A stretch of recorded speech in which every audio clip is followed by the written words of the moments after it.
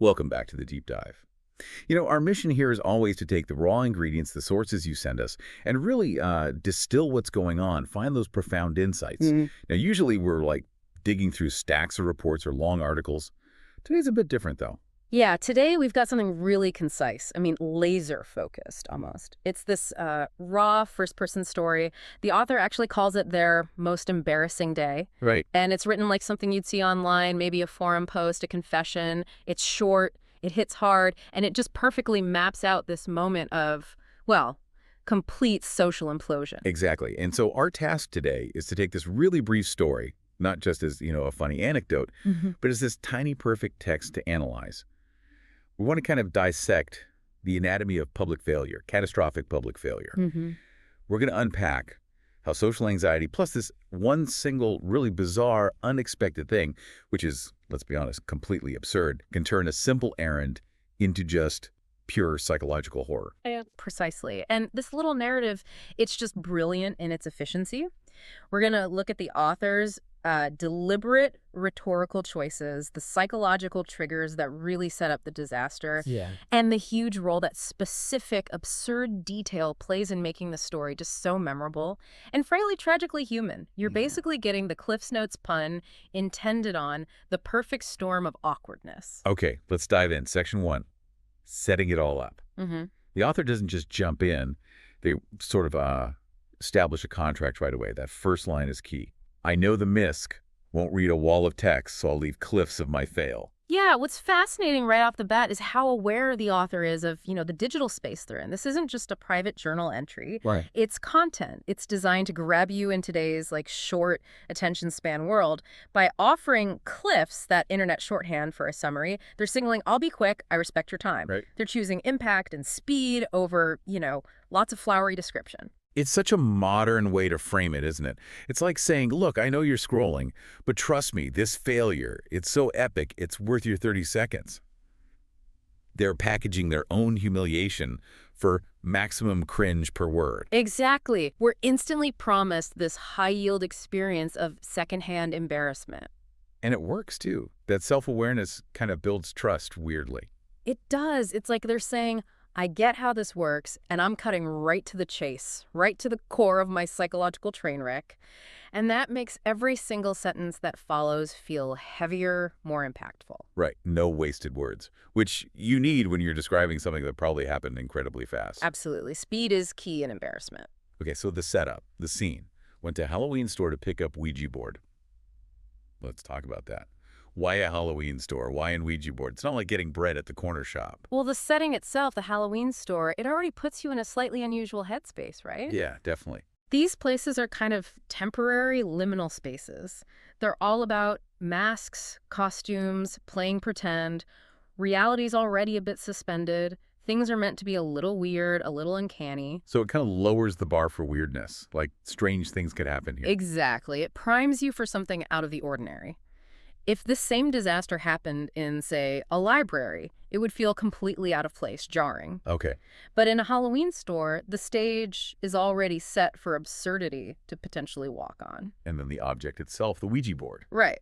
Now, whether you actually believe it does anything or not, culturally, that object has baggage. Sure. It's linked to, summoning spirits, inviting chaos, talking to the unknown. It subtly primes the reader, maybe even the character, for some kind of unusual event or consequence tied to the purchase. So you got the weird place, the weird object. Which makes the actual disaster, the one that happens moments later, so much funnier because it's utterly mundane and yet completely bizarre.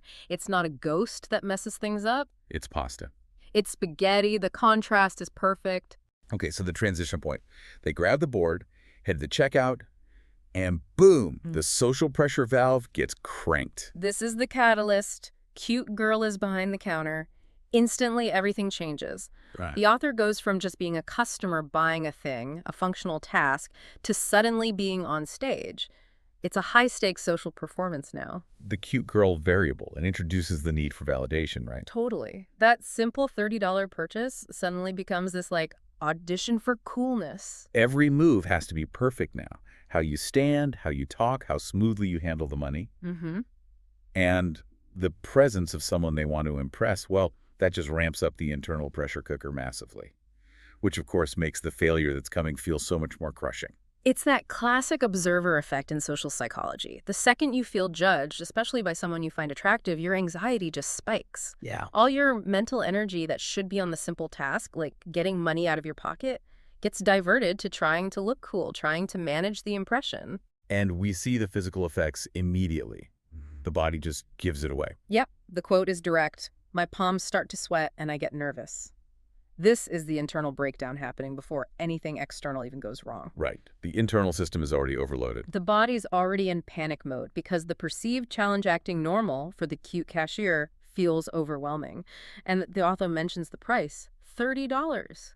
Such a simple thing, finding and handing over $30. Yeah. But it becomes this monumental task because they're already fighting off this internal wave of anxiety. It's like they're primed for failure at this point. They're operating on fumes, hyper-aware of messing up, which, ironically, makes messing up more likely. Absolutely. They're trying so hard to manage the external impression while internally their hands are sweating, their heart's probably pounding, they're completely vulnerable to any unexpected jolt. However ridiculous that jolt might be. And the narrative has built this tension perfectly. We have the internal pressure, the external trigger, the cashier, and this specific point of vulnerability coming up, reaching into the pocket. It requires dexterity just when the body is least capable of it. The stage is perfectly painfully set for, well, for the spaghetti. Exactly. Which brings us to section 2. The climax, the catastrophe, the spaghetti incident. Okay, so the moment arrives, price is $30. The author reaches into their pocket for the cash. This is it. The moment the performance needs to be flawless. Made instead. It's pure peripeteia, right? Oh. That sudden reversal. The moment you reach into your pocket, you expect to feel, keys, coins, maybe lint, cash, Normal pocket stuff. normal pocket stuff. But what happens here defies all normal pocket logic. The source just drops it on us so simply. Spaghetti falls out. Spaghetti. We have to pause on the sheer shock value of that specific item. It's everything. If it was keys, okay, clumsy. If it was like a tissue, fine. But spaghetti? Is it cooked? Yeah. Is it dry? The text doesn't say, but honestly, does it matter? Not really. The impact is the same level of bizarre. It instantly shifts the narrative from, oops, I dropped something, to, wait, what is fundamentally wrong with this person? Yeah, your brain just stalls trying to figure it out. Why? Why spaghetti? Are they carrying snacks? Raw pasta snacks? Did they just come from the grocery store and stuff it in their pocket? It makes no sense. There's no quick, logical explanation. And that lack of explanation means the person becomes defined by the weirdness. They're not just clumsy, they're the spaghetti pocket person. Which elevates the humiliation from simple awkwardness to deep existential strangeness. And it's not just abstract strangeness, it's a tangible mess. It confirms, physically, that something is deeply off here. And let's appreciate the physical properties of spaghetti in a disaster scenario. Oh, it's perfect for maximum chaos, isn't it? It's long, it rolls, it scatters, it probably snaps. It doesn't just land in a neat pile. No way. It maximizes the visual spread of the failure. That humiliation isn't contained, it's broadcasting itself across the floor. And the sound. Imagine dry spaghetti hitting a store floor. Oh yeah. Sharp. Clattery. Distinctive.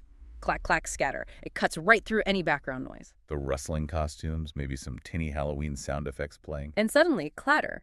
Everyone looks. That sound guarantees an audience. The failure announces itself loud and clear. Which leads directly to the next painful beat. Everyone stares as there's spaghetti all over the floor. Trapped. Spotlight on. That collective gaze is just brutal. It's the ultimate social punishment. Your private, weird moment is now public property, judged by strangers. And they're not just staring at clumsiness, they're staring at the physical evidence. Yes. The pasta and the source. You looks basically confirm, yep, you failed, bizarrely. It seals your fate in that moment. Your self-worth just plummets. So in this moment of peak stress, fight, flight, or freeze kicks in. What does our narrator do? They try to fix it. But the attempt is so irrational. I try to clean it with my jacket, but it doesn't work. Using a jacket to clean up spaghetti. It's pure canic logic. A jacket is useless for that. It's not absorbent. It's not going to scoop anything effectively. It's a flailing attempt to regain control over something utterly uncontrollable. Just trying to do something to make the horror stop. Right. A symbolic gesture of cleaning, hoping it might magically undo the mess. Or could it be like trying to hide it?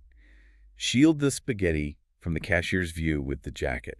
like a desperate, flimsy barrier. Oh, that's an interesting layer. Not cleaning, but concealing. Yeah. That makes it even more tragically futile, maybe. Like, if I just cover this, maybe it didn't happen. But of course, it achieves the opposite. Completely. Waving a jacket around over scattered pasta just draws more attention. It confirms you're the source of the chaos, and now you're acting erratically. Look at the spaghetti guy freaking out with his coat. Exactly. It visually confirms the total meltdown. Any hope of salvaging the interaction with the cashier is now definitively gone. The damage control attempt just digs the hole deeper. Yeah. Exponentially worse. And it's that futility that makes you, as the reader, almost wince in sympathy, right? We've all had those panic moments where you make things worse trying to fix them. Oh, absolutely. The jacket sweep is the moment it becomes cemented as an all-time disaster story for everyone who worked there that day. Unforgettable. In the worst way. All right. Section 3. The jacket has failed. The staring continues. The spaghetti remains. What now? The psychological pain threshold is breached. There's only one option left in the narrator's mind. It's like pure, unadulterated flight. Yep. The final action, I run out of store. It's total surrender, complete social capitulation. The cost of staying facing the music, the mess, the cashier maybe explaining the inexplicable pasta, it just became unbearably high. Higher than the cost of abandoning the Ouija board, abandoning the $30, abandoning basic social norms. It's the ultimate avoidance strategy. No apology, no explanation, just gone, vanished. It confirms just how overwhelming that moment must have felt. The psychological pain literally propelled them out the door, overriding everything else. And think about what's left behind. The story just cuts off from the runner's perspective. Right. There's this vacuum. The Ouija board is still there, presumably at the counter. The $30 never got paid. And the spaghetti scattered across the floor. Someone else has to clean up that weird mess. Well, imagine being that cashier, just processing what just happened. Why spaghetti? The narrator chose self-preservation, psychological escape over resolving any part of the situation. And because they fled, the failure is permanent. There's no do-over, no sorry about the pasta. Nope. The final image the store staff has is this frantic person, possibly sweeping pasta with the coat, then bolting. It's a social death with no chance of resurrection. And then the final line, the perfect coda, it ties the whole thing back to the initial motivation. It really does. The conclusion, no pics of girl because I ran away. It's just chef's kiss. So blunt, so defeated. It confirms that the entire reason for the heightened anxiety, the whole perform for the cute girl subplot, was completely obliterated by the spaghetti catastrophe. The goal wasn't just missed. It was rendered utterly irrelevant by the sheer scale of the public humiliation. It's like saying, forget impressing her, I couldn't even stay in the same building as my own shame. The spaghetti eclipsed everything. That final line is the narrator basically closing the books on the entire social objective. Mission failed. We'll get him next time. Except probably not in that store. Probably not. Yeah. It's such a self-aware punchline to the whole ordeal. It acknowledges the initial hope and contrasts it with a total failure. It's the perfect ending. Setup, anxiety, climax, absurd pasta disaster, resolution, panicked flight, and abandoned goals. Flawless structure for a micro-narrative of failure. Okay, let's wrap this up. We took this tiny fragment, just a few lines about a truly terrible day. Yeah. And we've seen, it's actually this incredible case study in narrative efficiency, stress response, and the critical importance of bizarre details. Absolutely. For me, what really makes it work is that perfect storm. The social anxiety, wanting to impress someone, that specific moment of vulnerability, reaching for the money, and then the curveball, the completely weird variable, the spaghetti that just transforms it from awkward to legendarily bad. It's that mix, isn't it? Sweaty palms when talking to someone attractive. Relatable. Totally universal. Spaghetti inexplicably falling out of your pocket. That is unique. Singularly bizarre. And that combination, the universal feeling plus the utterly specific absurd event, that's what makes it stick. It becomes more than just an awkward story. It's almost folklore. And, you know, from a psychological standpoint, it maps perfectly onto stress responses. You see the high-stakes performance anxiety, then the irrational fix-it attempt, the jacket flail. Right, the freeze flail. Followed by pure flight when it's clear the situation is beyond saving, textbook. So proof positive. Yeah. You don't need an epic novel to explore deep human truths. This tiny text gave us a full deep dive into narrative, public shame, pasta physics, and the psychology of running away. It shows how much you can get from even the shortest source if you look closely. But it does leave you with one final thought, doesn't it? Thinking about where this came from shared online, specifically titled Most Embarrassing Day. Yeah. In this age where everyone's trying to craft this perfect online image, this curated life, what's the actual value in putting your absolute worst, most awkward, most bizarrely humiliating moments out there for everyone to see? Is it catharsis? Hmm. Like telling the story takes away his power over you? Maybe. Or is it connection? Finding solidarity with other people who've had those faceplant moments, creating this sort of digital community of failure. Like, hey, maybe you didn't drop spaghetti, but you get it. Exactly.